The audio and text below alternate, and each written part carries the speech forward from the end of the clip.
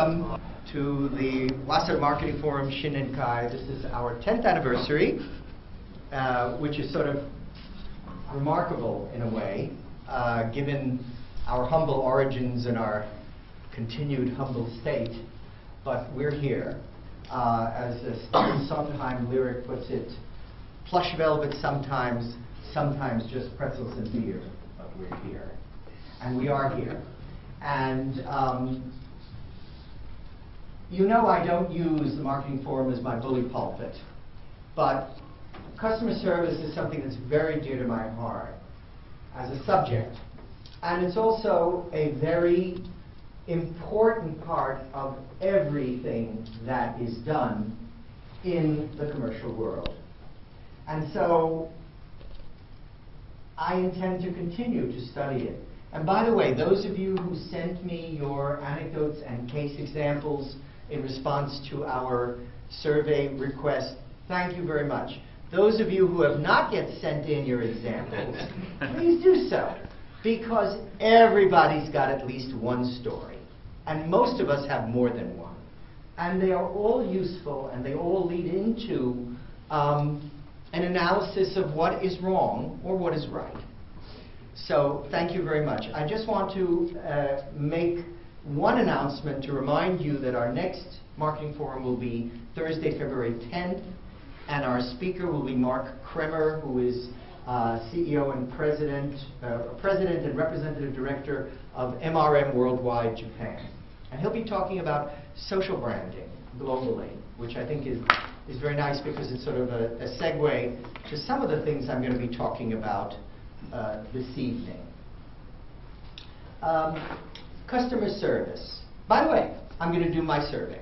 How many of you did respond to my request for example so far? Raise your hands. You get an A.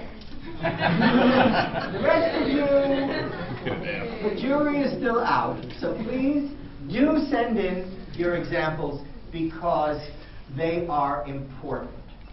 Now, we're talking about the death of customer service. The subtitle of this talk, which is not on the slide, is Can We Rest in Peace?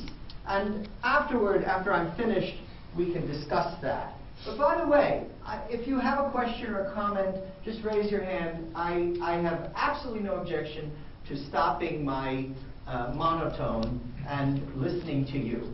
By the way, I need a volunteer to be our microphone jockey. One of my students who wants to, we have two, so we can have two microphone jockeys. Who wants to volunteer? See these students, all you have to do is ask and they jump. Good, thank you. You'll divide the world among yourselves, but keep them all. Okay, so let's begin. It's funny, when I sent out that survey, one of the people who responded with this cartoon. The Rat, of course, is a play on words for Diogenes. Diogenes was the ancient Greek who walked through his town in the middle of the day with a lantern, a lit lantern, looking for an honest man, implying that there were none. And here he says, I had better luck finding Elvis than finding a company that gives good service. Well, of course, that's not true. We know that's not true. However, it's truer and truer every single day. And let's think about and talk about why that might be the case. Who killed customer service?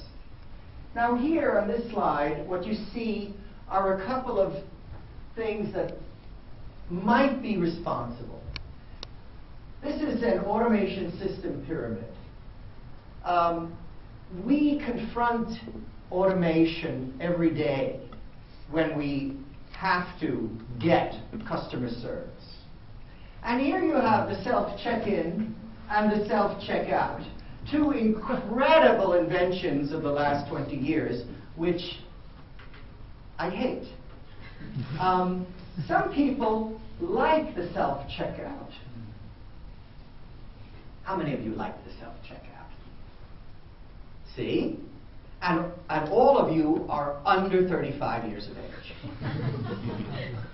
How many of you like the self-check-in at Narita or any airport? Raise your hand. Same people raising their hands.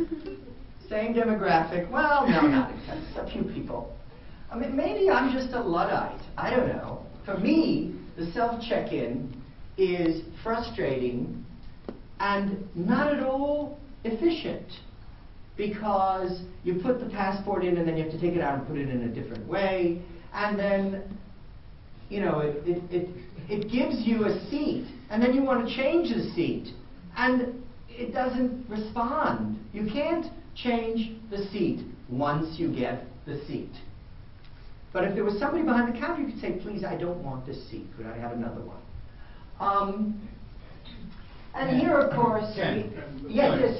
In fairness, I would say that depends on the airline and the airport. There are airlines who run a very sophisticated system where you are able to do that, and it is quite efficient.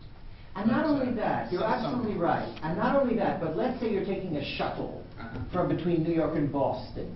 On something like that where you're more likely not to have luggage, that works okay. I'm talking about going to Narita, or heaven forbid, checking in at, you know, Dulles and taking a transcontinental flight where you have luggage. Yes. I wanted to say that yes, maybe you cannot, but you have ample chance to change your seat at an earlier stage via the internet, which is very comfortable, for which you don't need to make a phone call. You can do it anytime you want. That is true, but not always. There are some airlines that do not release certain seats until the very last minute. So, yes and no.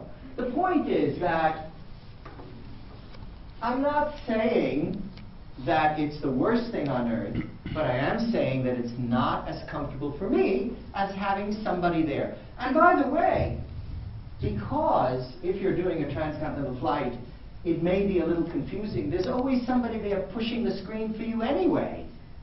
There has to be somebody to come over and help you anyway. Where is the efficiency? Where is the efficiency? Okay. Automation, of course, is something we have, you know, it's a product of the electromechanical age. And therefore, everyone in this room, no matter, I think I'm the oldest person in this room. Well, maybe not, but almost. Everyone in this room has experienced this, and it is not a simple negative. It's more complex than that. But it does have something to do with the ultimate decline in customer service. Okay, to me, these are some of the reasons why customer service is not what it used to be. First of all, there's that word, productivity. The need to produce ever greater productivity from the same resources. Productivity is not the same as efficiency. Many of the customer service innovations, which we did not mind once upon a time, brought greater efficiency